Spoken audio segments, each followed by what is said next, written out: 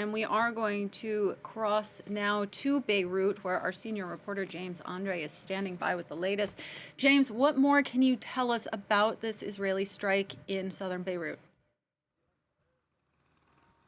Well, indeed, what I can tell you is that, yes, the Israelis have struck this neighborhood in southern Beirut. There were 4 missiles that were fired, according to witnesses there, that hit 4 separate buildings, one of which, there again, according to people in the neighborhood, actually collapsed. It appears that the names have been circulated as who could be the target of these strikes. In the very first place, the name of Naim Qassem was talked about. Now, he is the number 2 of Hezbollah. He is really Hassan Nasrallah's right-hand man, if you will. He is a very, very important operative, the Deputy Secretary General of Hezbollah. But for now, that name is kind of faded, replaced by another name. And this is coming back in most of Lebanese media, some of them actually saying that they're pretty sure of what they're saying. But for now, nobody has confirmed, neither the Israelis nor Hezbollah itself. They're talking about Ibrahim Akil, who is a senior operative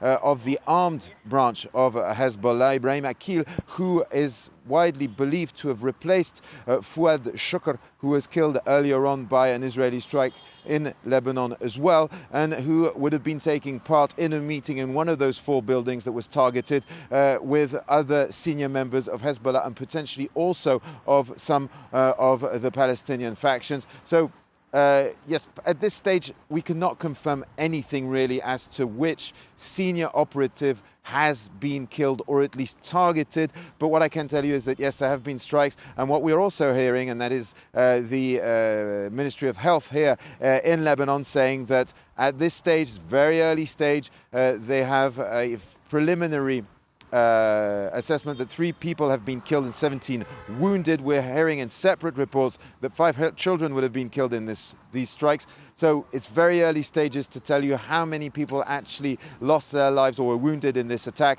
But in any case, it appears that there is widespread damage in these neighborhoods. Right. This is a developing story. Our viewers can expect these numbers to change as the picture becomes more clear. But James, this has been a week of just day after day of attacks by Israel, really putting Hezbollah on its back foot and ramping up the pressure.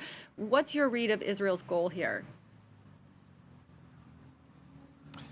Well, quite clearly, Israel first declared earlier on that they decided to make the return of the displaced Israelis from the north of the country one of their war objectives.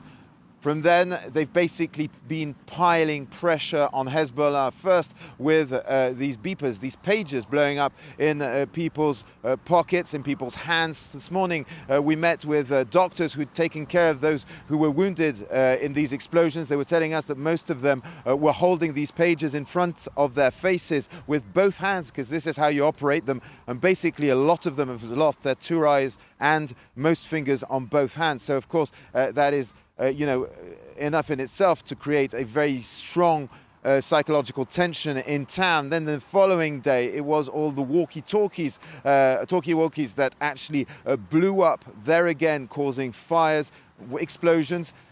So yes, as you can imagine, maximum tension here in Beirut and across Lebanon. People telling me that they didn't want to take lifts with people that they believed could be part of Hezbollah or could be targeted.